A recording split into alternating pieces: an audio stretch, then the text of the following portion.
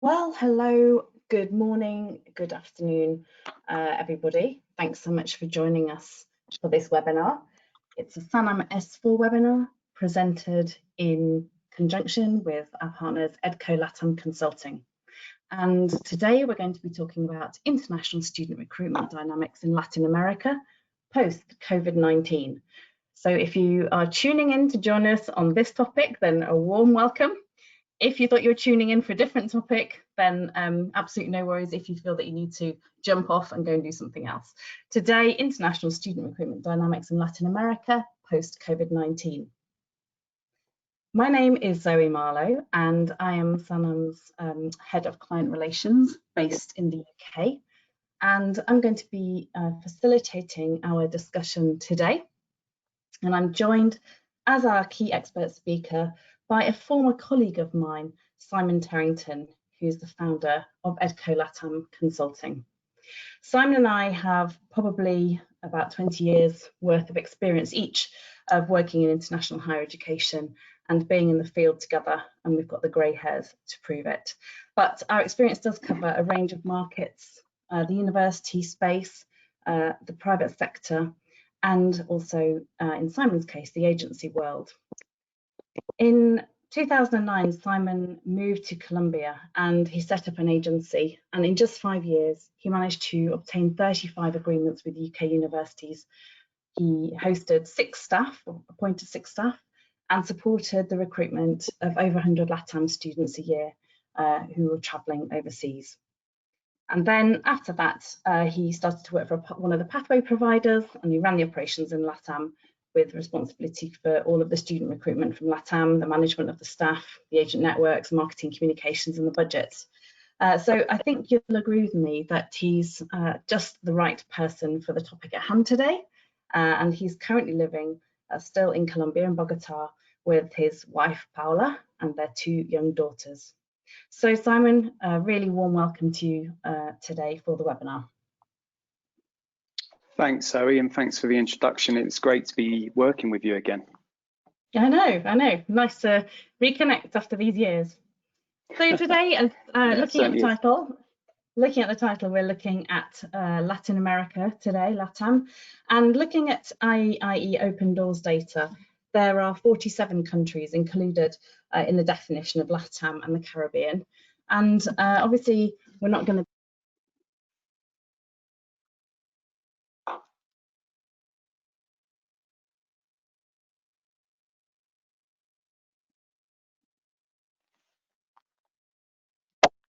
I just lost you there momentarily. I was just asking if you could talk to us about which countries we'll be focusing on today and why. Yeah, thanks ever so much, Zoe. I thought it would make sense for the purposes of today to really look at the countries which send the most students, according to Open Doors data, to the United States from Latin America. And these are Brazil, Mexico, Colombia, Venezuela, Peru and Ecuador. What I'd like to do is, throughout the conversation, talk generally about the effects, obviously, of coronavirus on student recruitment in Latin America. But I will come up with some examples with the countries we've just mentioned. Okay, great, perfect. So I guess if we look at this this regional map here, I really, when you look at it, it doesn't look that big on the screen, but you're talking about thousands and thousands of miles. And I guess the question for me is how diverse these markets are. Obviously, Brazil, such a big giant, but the others, are they very diverse culturally? Well, it's a really good question. As we know, I mean, Latin America is obviously a big continent, lots of opportunities for American universities to increase recruitment from the continent. What I would say is it's interesting because although obviously we're talking about a number of different countries, if we look at Brazil, of course, it's slightly different as a Portuguese-speaking country, but I would say that the cultural similarities within the continent more similar than you might think, and I'm sure many of the audience will know this, but if we look at COVID-19, and I think one of the kind of key characteristics is that there's a huge differential in each of the countries really between rich and poor, and this has meant there's been quite a big impact as far as the virus on the poorer populations, and we'll talk about that later on. But as far as other traits and characteristics go, I would say that, as we've already mentioned, I mean, I've been over in Latin America for over 10 years, and there's certainly lots of opportunities which we'll continue to talk about throughout the discussion. But what I would say is there's common characteristics such as bureaucracy. As many of you know, if you've dealt with government organizations in Latin America, or if you've tried to get meetings with schools, college, universities, it can be a lot more difficult than dealing than in other markets. And these are just common characteristics and traits. So what I would say in summary, Zoe, to this question is that actually each country is more similar than you may think, and you can look at Latin America as a whole. And you know, you may think you need a separate strategy for Brazil and other countries. That may be the case, but actually there's a lot of similarities between each of the countries. Interesting. And actually, just as you talked about bureaucracy, I realised that I should have reminded our guests today that if you have a question, you're welcome to just drop it into the questions box or the chat box. Dear, oh dear, what poor organisation on my part there. So if you would like to drop us a question, please pop it in the chat for the questions box, or if you can't find that, then feel free to put it in the chat box. We've had a couple submitted already prior to this webinar, so do just feel free to jump in on that. So that's the countries that we're going to be focusing on today. And now, I guess thinking about the region through the lens of COVID a bit. I mean, you're in Bogota. How is it? Maybe the obvious place is to start with, you know, how has it been for you from a personal perspective?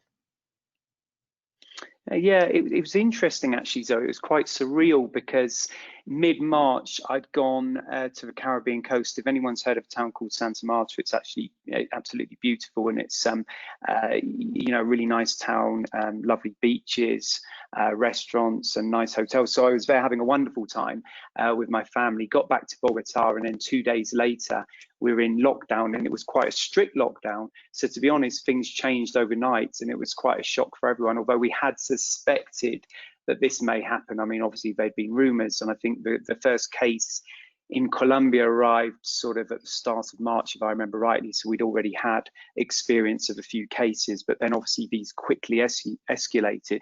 If I look at kind of coronavirus across the region, I mean, different countries have had different strategies. If I start with Colombia, there's been several ways the government has tried to kind of contain coronavirus, including having kind of quite strict policies compared, I suppose, to other continents, where you can only go out on certain days of the week. They had this policy once where it was men out one day, women out the next day. And then it's been quite difficult for me personally, actually, Zoe, because I've got a couple of young daughters, as have you. And as you can imagine, you know, it was quite complicated because they had actually, the kids weren't allowed outside for the first 2-3 weeks. So I think I found that the toughest actually. But then since then the restrictions have been relaxed a little bit. But in Colombia, it's tricky, as in the whole continent. If we look at the whole continent, you know, this strict lockdown is good theoretically, but actually in practical terms, people need to go out and eat every day. And I was reading a statistic recently, which really surprised me, which stated that only 30% of Colombians own a fridge. So while you're telling all these people to kind of stay in, to not go out, then, you know, you're talking 70% of the people go out on a daily basis. They have their money each day, because it's very much day to day, go on a daily basis to get their you know, their food for the day. And so therefore, to keep people locked, it's been quite a controversial policy, although it's this constant balance, as you know, between health and economy. So and I think the government has obviously put the emphasis on saving lives, which I kind of agree with, but at the same time, you've got to look at other side issues, which are obviously, you know, they're very, very important as well. Looking at a few other countries, because we said we talk about obviously Latin America in general. In Mexico and Brazil, as I'm sure all of our audience has heard, the policies were a lot less strict, so therefore the numbers unfortunately have gone up, and in Brazil's case, the second most number of infected people in the world, and that seems to continue to go up. However, I would say the positives are that the curve seems to be flattening in quite a few different countries, including Ecuador. Ecuador got hit hard because it was interesting. One of the first countries to get hit hard in Latin America because there was a number of tourists, because Ecuador has strong connections with Spain, and a number of tourists came back and then managed to infect quite a few people quickly. And Guayaquil was one of the first cities where, if anyone's read about the cities most affected, it was in a terrible state, and the hospital, the system couldn't cope, but there weren't enough hospital beds, so they quickly locked it down. But now they're back on their feet, and interestingly, I had a couple of agent trainings and staff are back in the offices in Guayaquil. So Zoe, I think that within the press at the moment, Latin America is the center of coronavirus and is the kind of hotspot, as they call it. But I think things are beginning to look like within the next 4 to 5 weeks, hopefully a lot of these countries will be beginning to improve and more open for business. And as I've said, a couple of markets are actually going into offices and more open for business than maybe some of the others. Interesting. Okay. All right. Well, look, let's think about it from our sectoral, our field perspective then, and let's think about applicant sentiment and how COVID might have affected the student recruitment side of the world. So in general, what I'm really just learning here is that it is the face-to-face that Latin American students prefer. Correct. And I think if we take the different, I suppose, two different sectors, undergraduate and graduate students, then if we look at how they have, I've had the opportunity to speak and work with quite a few students that had applied to universities for full intake.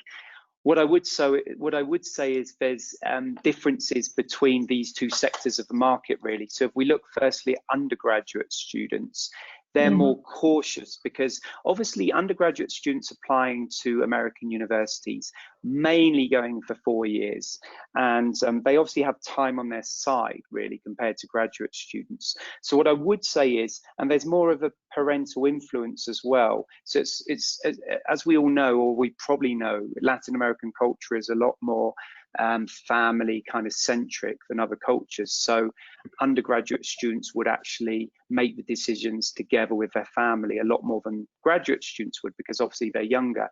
And with parents being a little bit understandably nervous about how universities are dealing with coronavirus, then I think they would be prepared to wait until spring intake next year, full intake next year, perhaps take classes online if they were available.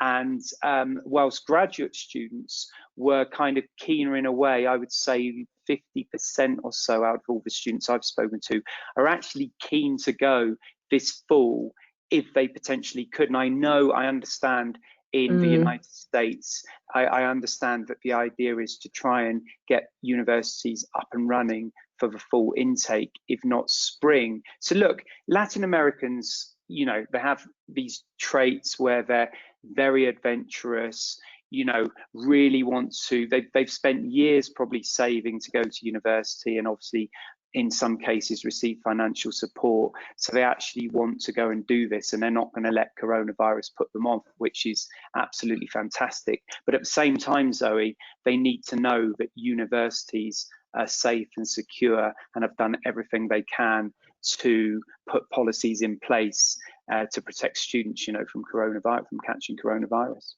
There's a couple of things that you mentioned there which are quite resonant to another part of the world that Sanam knows quite well, South Asia, where people can save and have the ambition to study abroad for many years, and it can be quite a long-term goal for people. And I guess when I think about those motivations and the sacrifices that families have made, then I guess delaying for 1 more year on the one hand may not be the end of the world.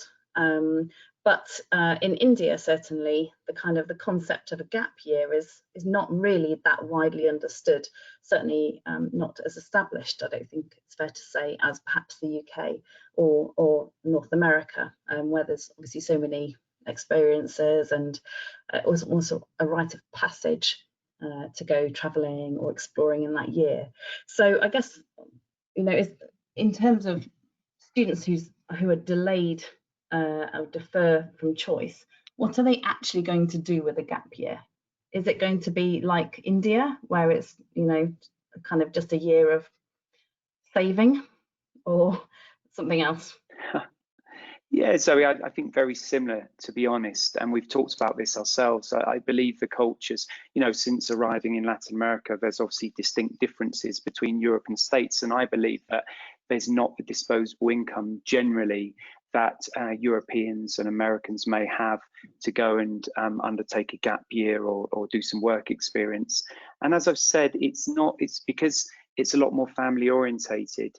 It's not a question of, generally students wouldn't be thinking, oh, let me go to South Asia for a year, or let me go to Australia for 6 months, and they haven't really had the opportunities. I suppose the other aspect of this is, international flights are quite expensive. And when I was growing up, as you know, Zoe, with us, it was very much when we were at university or school, college, okay, where can we go for our gap year? We started researching it, and I'm showing my age, going into bookshops and looking at, Lonely Planet guides and things like that, where the internet didn't exist. But I believe that, that people here haven't really had the opportunity, and it's not part of the culture. And really, it's a case of helping their families as much as they can and staying local before they go to university, to maybe help out in the family business, or to try and save up a bit more money. So I would say that, yeah, the difference is, so what we've got is, we've got students who will probably be staying at home for 6 months or a year, and so those are the differences. Yeah. Okay, well, I think that's a good summary of applicant sentiment at the current moment. Although I just did want to mention your final bullet point here on your slide, a practical point about embassies and visa issues. So there's one thing about applicant sentiment and motivation, but another thing is actually getting there. So what's the story on that front?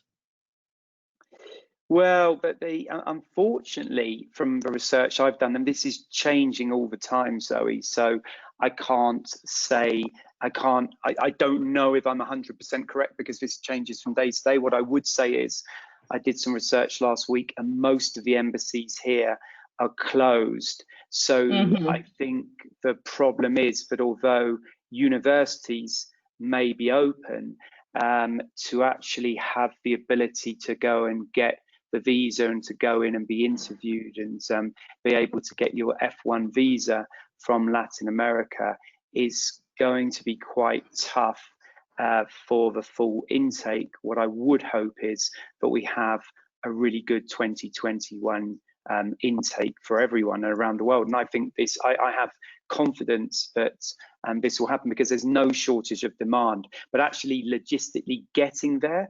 And of course, there's minimal flights. Just to talk about a little bit about international flights, because obviously this is very relevant to the audience as well. So in Colombia, international flights are supposed to be starting 1st of September. This obviously depends on which way coronavirus goes over the next few weeks. And I think similar countries have similar policies. I did read that a couple of countries weren't going to be starting international flights until November, but then most of them September, October time. So would students be able to get to the United States to study for the full intake? I hope so. But we've got to be realistic as well. We're not going to have the sort of intakes we had, and it really does depend on embassies opening. Okay, all right, fair enough. So it's a wait and see and watch closely, basically, with a fast-moving environment. Yeah. Okay, yeah. All right, fine. Okay, so if we're thinking about fall 2021, then we're already thinking about the impact on the key channels then. And so I guess we're thinking digital in whatever way, shape or form. And there are 3 areas that I really wanted to look at the digital space for. First of all, fairs, so that face-to-face piece, then that work of agents, and finally some of the partnership development piece. Now, I was reading that traditionally LatAm is a very digitally savvy part of the world, that it's the 4th largest edtech market in the world, that there's a high use of mobile phones, and within that, lots of smartphones, strong use of social media. So what does the digital world mean for student recruitment at this point? Well, I think if we look at different channels, and I know we're going to focus on virtual fairs as one of these channels, but I think, yes, you're right, Zoe. I mean, the mobile phone is probably the most important thing that anyone owns. I mean, these mobile phones are stuck to Latin Americans, and the use of WhatsApp is absolutely phenomenal. I mean, when I go to the States for business, or when I go back to the UK, you know, people in general checking phones a lot less often, which is probably a good thing, to be honest. But here it is absolutely, you know, it's every 5 minutes you're getting pings for WhatsApp. So I think, look, digital in general, there's lots of opportunities, and I think the way that this has changed, I think really what's happened because of coronavirus is that technology in a way has moved forward because we've been forced to use more technology. And if we look at the kind of channels on this slide, you can see that, you know, there's constant use of Zoom, Skype, WhatsApp. If we look at advertising channels, agencies particularly are using Instagram. Instagram is massively popular in Latin America, along with Facebook advertising. And I'd say that stakeholders in general have become a lot more invested in technology. So whereas the United States, of course, it's seen as a leader in all forms of technology. And I think the issue may have been, wow, can we actually communicate to people from Latin America using this kind of technology, because they might not have the systems in place?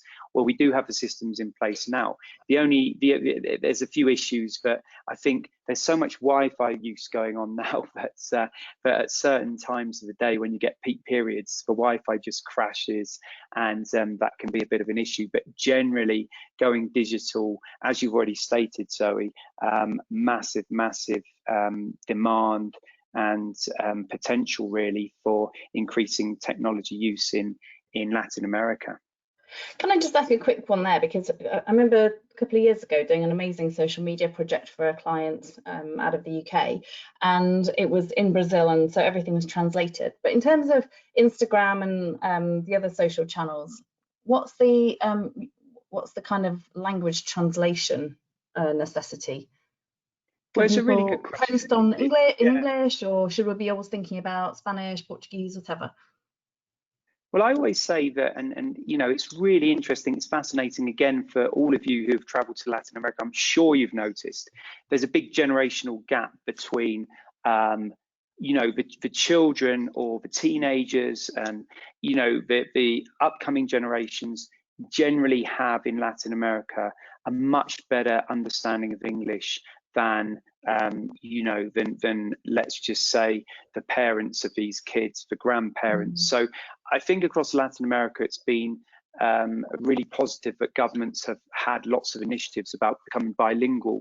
So therefore, what I would say is that, yeah, there's a good level of English language spoken, not as good as maybe some other markets you go to, but you know, there's less necessity now for students to have to do pre-sessional English courses before they go on to study. What I would say is, if we're looking at marketing materials and if we're looking at communication, I mean, with the undergraduate market, because the parents and other family members are really involved, it would probably help to produce some materials in Spanish and in Portuguese. But then for the graduate market, maybe less likely, because they're a bit more independent, as we've talked about.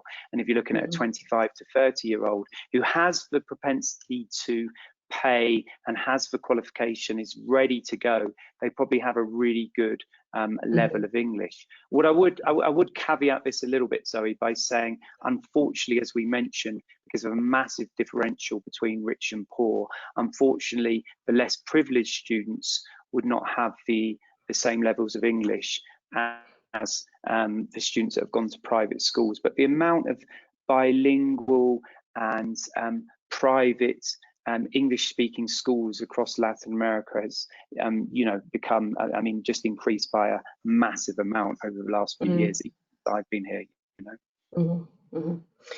Okay, perfect. So Instagram, right, so if it's just, yeah, sorry, Zoe, I was just saying, just quickly, sorry, if it's just a quick post on Instagram or Facebook, English is absolutely fine. But for more detailed materials, then yes, you could consider translations effectively. Okay, so what I'm taking from that is it's all getting more competitive, so just need to have an enhanced presence. And enhanced presence doesn't need to be complicated. Enhanced presence could just be a more frequent use of Instagram in English, reusing some marketing material that's already in existence. Doesn't need to be a big deal, but does need to be front and center of people's minds doing that. Okay, fine. All right, so on to the first of the three channels, and it's virtual fairs. Obviously, over time, we've spent years of our life standing on exhibition stands. So tell me about virtual fairs in LatAm. It's interesting because I've had the experience of being involved in quite a few virtual fairs recently, and the companies that used to, the big kind of private fair companies that used to have the physical fairs have moved online. And I think, Zoe, what you've got, as we've talked about, what's really important here is finding qualified leads. And I don't think Latin America's actually cracked this. I think still the main objective when companies are organising fairs is how many students. They're really worried about keeping the representatives busy. What I would prefer is actually more qualified leads and better targeting and better filtering of leads. So what I would say is that I've gone to a number of fairs, and it's been interesting because I've probably gone to 3 or 4. I've got another one today actually. And what you get is these very flash platforms. You get all this kind of, talking about technology, you get a lot of investment in technology and the front end, which looks great. But what does the back end look like? How are they kind of marketing to potential students? Students come through, and I must say that the majority of fairs I've been to have been the same as physical fairs, in that I've been a little bit probably disappointed by the actual quality of the students.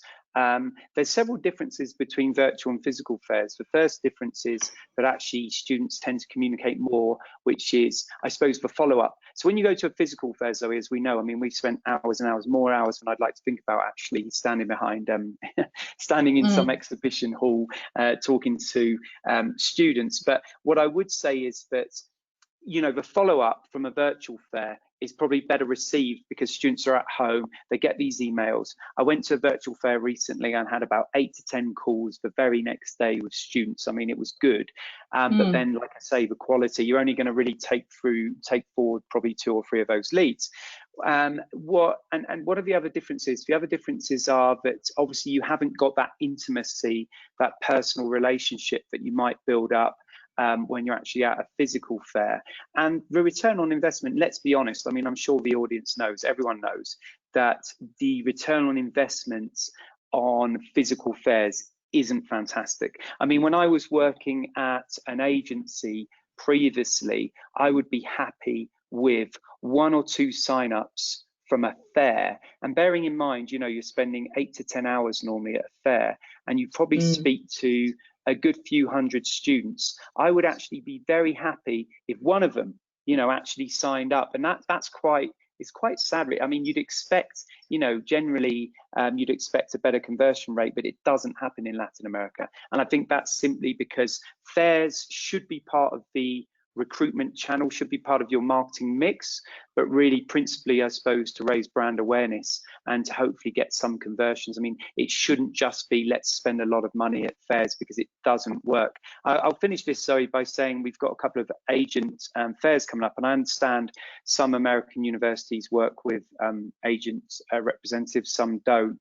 But I would say that agency fairs, in my mind, would probably have a better conversion because they actually have filtered the students a little bit better and they understand the market possibly more. And presumably they've got a vested interest in seeing students progressing all the way through the application journey. Correct. As opposed to just being very much at the front end. Yeah, and I should also say that we do have some listeners with us today from Canada, and you're extra specially welcome. And I know that when we talk about America, we're really thinking about North America, so do really feel included as part of that. So what I'm wanting to know, though, just before we move on from virtual fairs, Simon, I'm just thinking of you back at home the day after a virtual fair, your phone's ringing 8 or 9 times. What are the questions that those people are asking? Are they different to the ones that you would get if you were in a physical fair or is it just all the same questions, really no different? Yeah, it's another great question. Yeah, hello to everyone from Canada. Super important and fantastic, and very, very, very good to be able to welcome you. And Zoe, just one point going back to the last kind of information we talked about on virtual fairs. It was interesting because I won't mention this fair provider, but it's big, and I'm sure everyone has heard of this company, but I'm sure some of you might have even been involved in this fair. But actually, one of the sort of problems, I suppose, of organising these big virtual fairs is bandwidth, and the whole kind of system crashed. And we were in the middle of this virtual fair. It was going kind of crazy with a number of inquiries, and then the whole system crashed. And they wrote to us and said, look, we apologise, we're so sorry.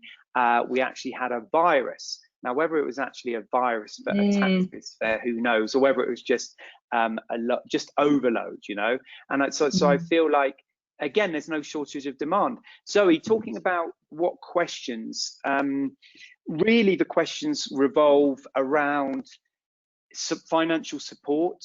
I must say, and we're going to come on to this later, it really is just a cultural, again, just like a trait really of the markets of a region, that students will always like to try and receive some sort of discount or some type of scholarship. Now, we can try and ignore this, but as we all know, it's very, very difficult to change cultures. So, the first questions really revolve around, I suppose, look, because they're thinking about finances, would we be able to get some sort of part scholarship, some sort of fee discount?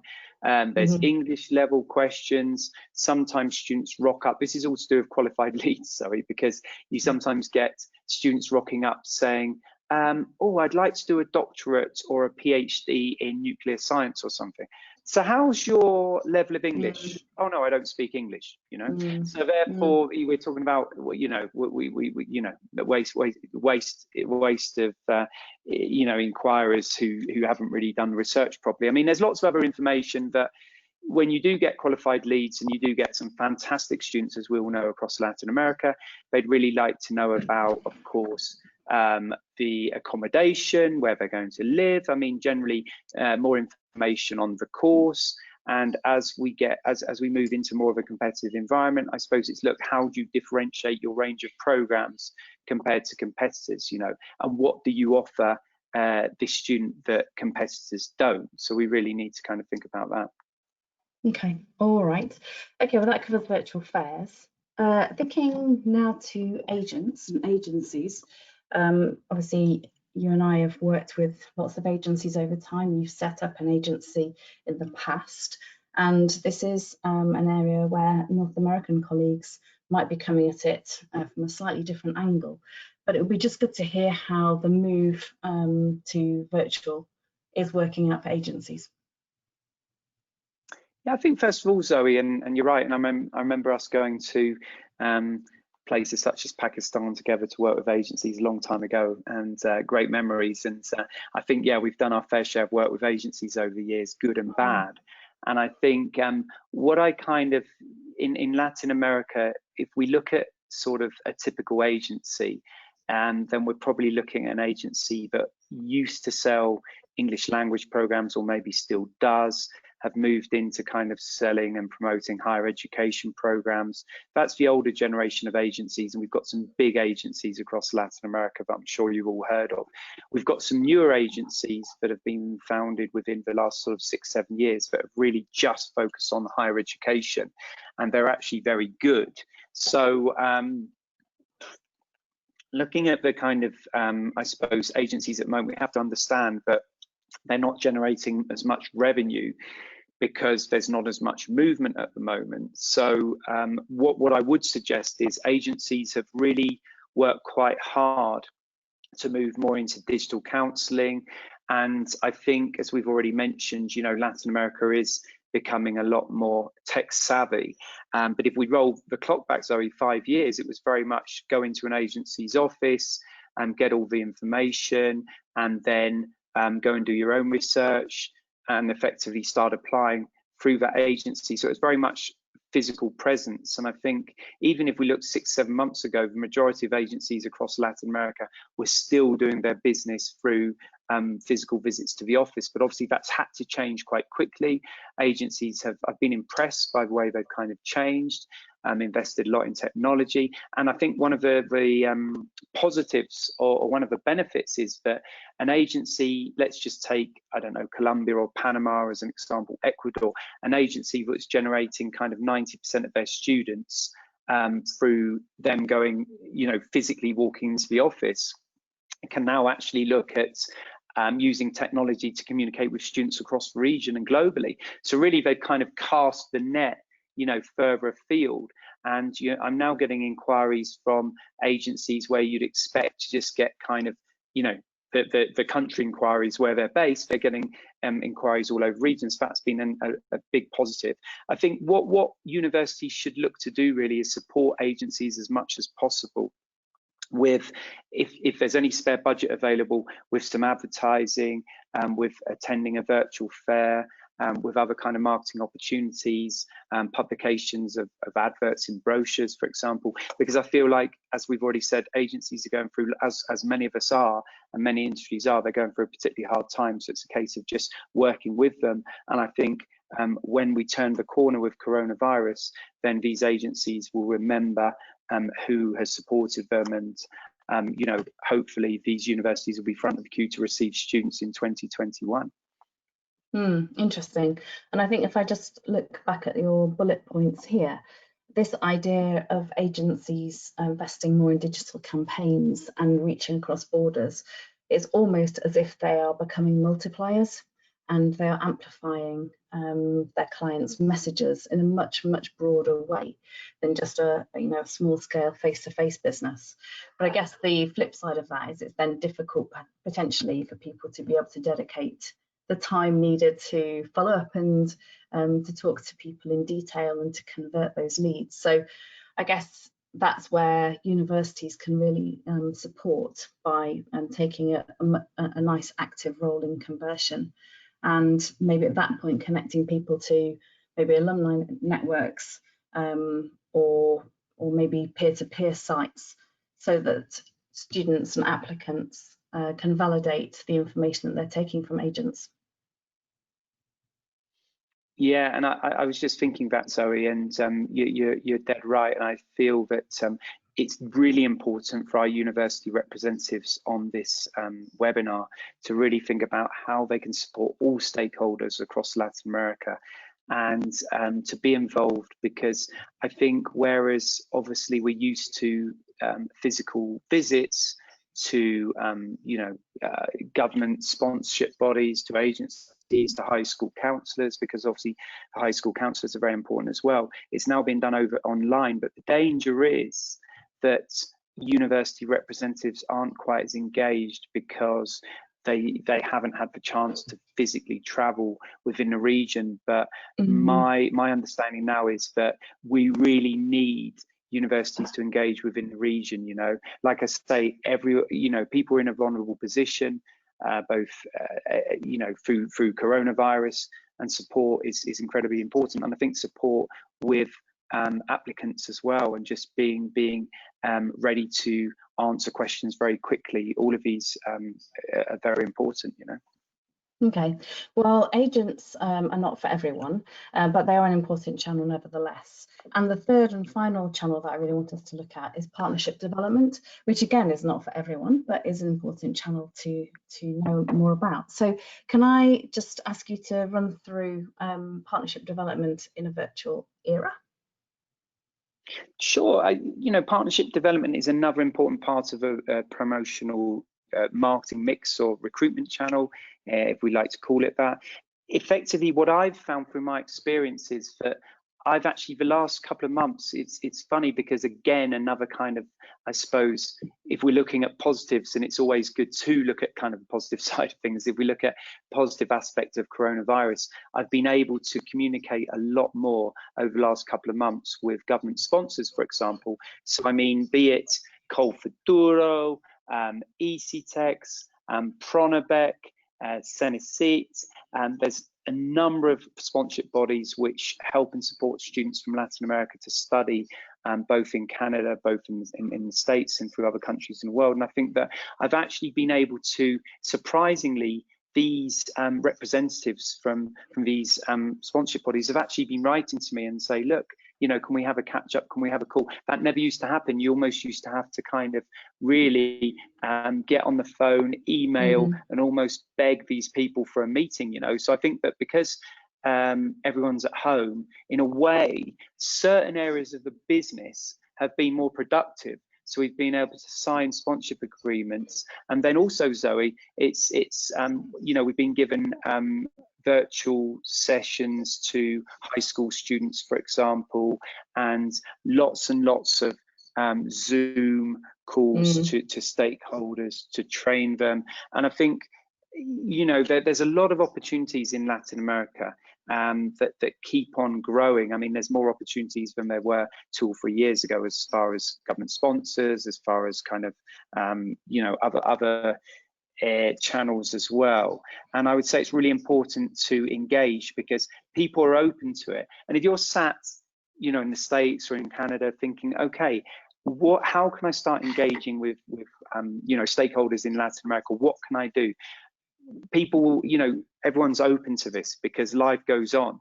And I think, as we've just said, I'm really confident that 2021 will elicit good intakes for universities, and there's no shortage of demand. So, you know, feel free, please reach out to these and these stakeholders, and you'll actually be pleasantly surprised about how productive these meetings are. And I think it's important to obviously look to work with all these potential pipelines to get as much interest as we can. So the upshot is, yeah, just in summary, Zoe, is just to say that actually it's easier to arrange virtual meetings than it is, you know, physical meetings, effectively, in my experience.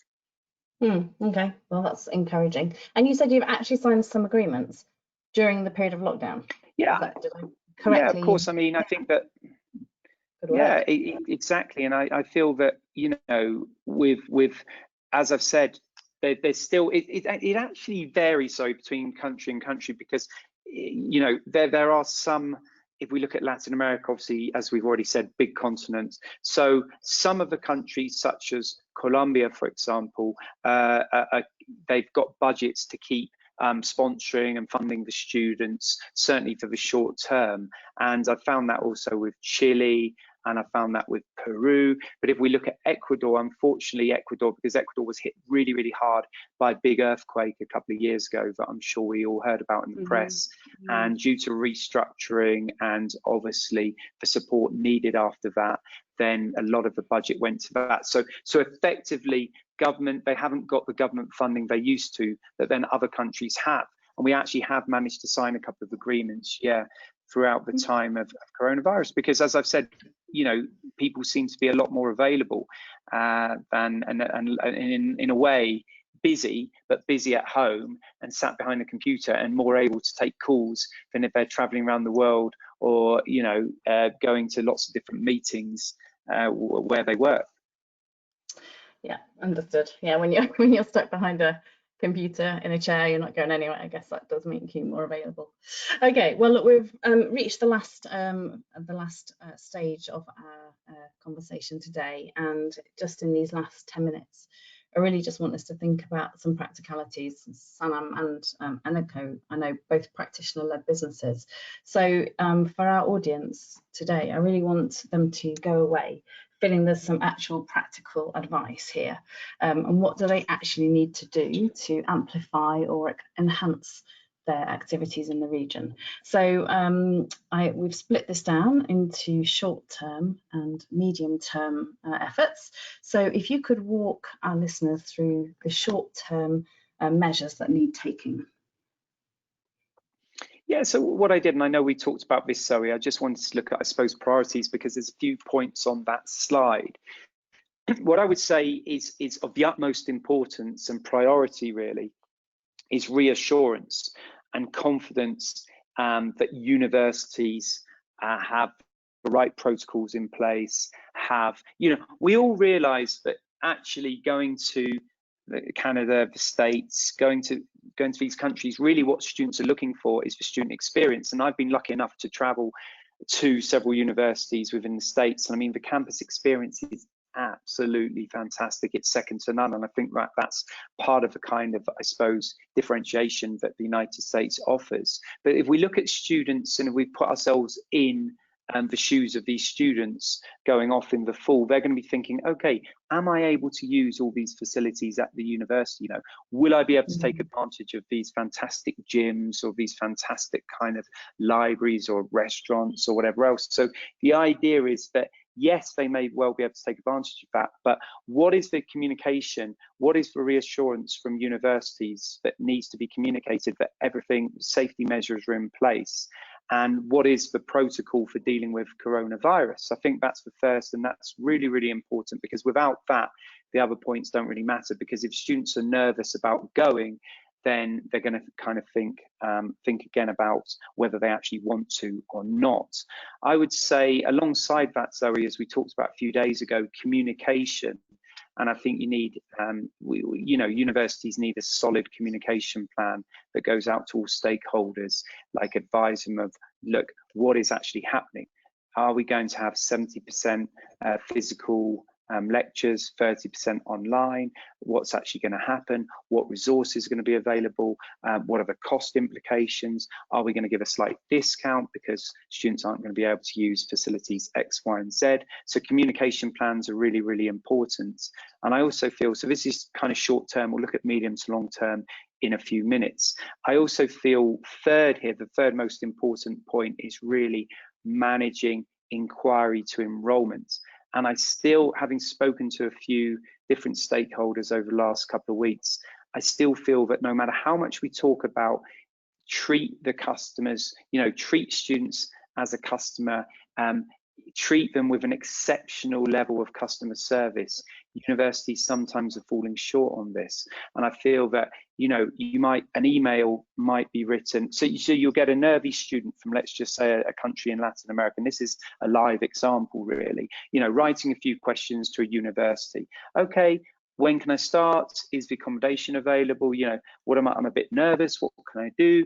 And you then have to really push the university for a response. I feel that, you know, this needs to be, universities should effectively run like other businesses where you have a customer service commitment to respond within 24 hours, and that doesn't seem to happen, unfortunately, in many places. So these are really important points, Zoe, because it's kind of giving confidence in lots of different ways to students who are going to be starting, and you know, what is the kind of you know, what facilities are going to be available, you know, when are students expected to start?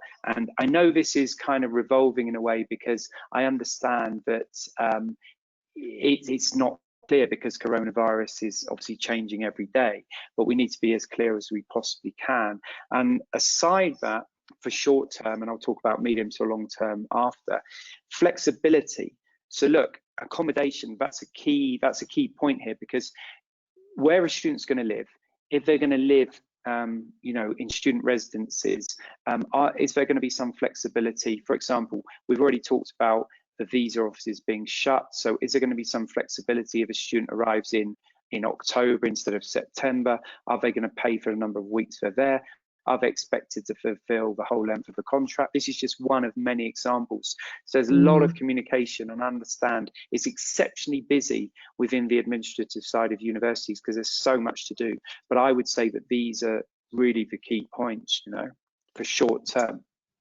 Okay, communications, doubling down on reassurance and trying to think about exceptional customer service. And I guess I want to just check what, in this context, how you define exceptional customer service. Are you talking about a 24-hour response to inquiries, for example, or 24-hour callback? What is exceptional customer service in a Latin American cultural context? Well, it's going above and beyond like any exceptional customer service. And I mean, I would personally like to think that a 24-hour response rate, it would be acceptable, would be more than acceptable. And I think, you know, this could be the difference between a student enrolling and not enrolling. And it's just actually being aware and kind of, you know, putting yourself in the position of these students and understanding what their concerns are and helping and supporting them, you know, and putting a kind of virtual arm around them. I mean, Okay. you know, I would expect, yeah, 24, 48-hour response, but it's how you respond sometimes as well, you know. Okay, friends and colleagues listening, that's your target, 24-hour turnaround time. And if you can accomplish that consistently, then it's a big round of applause to you. Now thinking about it from a medium-term perspective or longer term, and I guess here we are really thinking about fall 21, whereas we might have been thinking about the next 2-3 months there in the kind of the immediate short term. So what are the issues to be aware of here, or the approaches to be aware of? Well, again, I think so. Starting with communication, which is incredibly important. What I would say, medium to long term, is value added. So how do we actually add value to the student's experience? Now, we've been working with a few universities that have handled this very well. So as students realize, look, they might not get the full experience, could they potentially take on some professional development courses that were available to them? Could they potentially study some online classes aside from what they're doing? I mean, you know, as we know, it's a constantly evolving business. And realistically, when I went to university, Zoe, which was a bit before when you went to university, but anyway, when I went to university, it was very much, okay, go to a lecture, take notes, go to a seminar. I might add without computer because I'm that old, but anyway, add notes, go to, and really in 40 years, I'm not that old, but anyway, within 40 years, the university sector hasn't really changed that much as far as, you know, what the kind of proposition is, and I feel it's going to have to move on. So where's the value added? And, you know, an example is a group of Australian universities recently put together some 4 or 5 week online programs for anyone really to actually look at and study and add to what they're doing already. I mean, there were 4,000 enrollments just from Colombia in 1 week onto this platform. And I think it's not just going to study whatever program you're going to study. It's like, what can I do in my spare time? How can I develop myself? How can I gain the skills necessary to succeed once I've graduated? So it's all about opportunities as much as, and I feel, obviously, when you're missing out on some part of the experience, Zoe, and then it should be complemented by getting more for another area, and so that's really important. Then economic factors. Unfortunately, I mean, there was a survey recently which suggested that, again, because I live in Bogota and focusing on Bogota and Colombia, there was a survey that 8 out of 10 people within Colombia are worse off since March. So they're taking home less money each month than they were in March. Now that's 80% of the population. That's massive, and I'm sure it's similar in other countries. So what does this mean? It means there's not as much disposable income. So universities should consider flexible pricing, scholarships, as we've already talked about. This is you know, massive in Latin America. When you feel, you know, you're going to be getting diversity, you're going to be getting some really capable, fantastic students, and to actually get those students, then there needs to be a little bit of support given, probably. And then we've talked about like developing pipelines. It's really important. Please stay in touch now with high school counselors, with agencies, with government sponsorship body. Stay in touch with all your students, your alumni. Really keep those pipelines, those networks going, because now is the time to not necessarily be trying to, you know, enroll students. It's really just generating interest. So when the students are in a position to pay and enroll, then they will do, and they'll go to your university. So I think you can see here the number of points that I feel universities should be looking at to ensure that you have successful future intakes from Latin America. Fantastic. Well, successful future intakes on a sustainable model is what we're all looking for. So I think the communication and customer service piece is really essential. I'm really conscious that we're close to the top of the hour, and I've managed to weave in a couple of questions which were submitted ahead of time.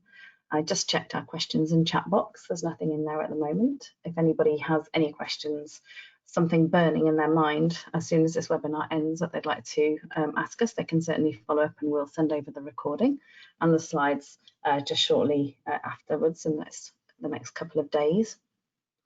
But if your day is anything like mine, then it's straight on to another Zoom call.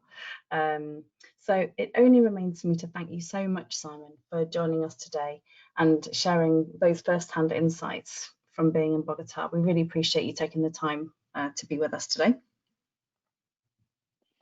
No, it's fantastic, Zoe, and thanks ever so much for inviting me. It's been a pleasure, and it's been really great speaking to all of you.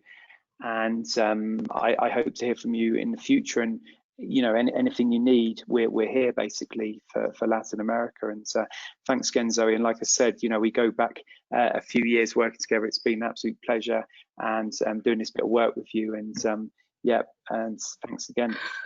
Well, Simon, don't just check out just yet, because we just at this very second received a question. So, all right, good. I know. No sitting down and having a cup of tea just yet. Do you have any recommendations for vetting fare providers and agents? That's a great question. Wow, what a good question. What a good question. You've got a minute to answer it. Thank you so much for that question. Oh my word, that's a good one. Yeah. I'd really have to dig a bit deeper, because we'd really, I suppose what I'd need to look at, and I'm sorry to not give an instant yes, no answer, because it's like looking at where your target markets were as far as agencies, because obviously there's hundreds across Latin America. So I think the vetting process would be very much, let's look at what markets you're interested in. Then within those markets, there's, you know, we have a good network of agencies, so it would just be looking at that effectively and then advising, you know. And I think fare providers, it's another great question, because obviously virtual fares, it's quite a new kind of concept. If we look at physical fare providers, then there's 3 or 4 that I could recommend. But again, I think it would really depend on the portfolio of your programs and what you were kind of looking at promoting, because there's certain fare providers that are better at kind of sending, I suppose, short-term students to go on short-term courses. There's other fare providers that are good at like selecting or looking for MBA students, for example. So it's not, I realize I haven't sort of answered the questions as, but I would say that there's 4 or 5 good fare providers that I'd be happy to recommend, yes. Yeah, I think the question is as much about how to vet them as the actual ones themselves. So I think what we might do is, I think what we'll do is we'll have a look at this after this webinar, and we'll include it as part of the follow-up email, which will circulate afterwards, and that will give you a chance to pop a few bullet points down for us. Yeah, that sounds a really good idea, and I'd be really happy to contribute to that, Zoe, because like I say, I don't think I'd be doing it justice just to answer this within a minute, you know.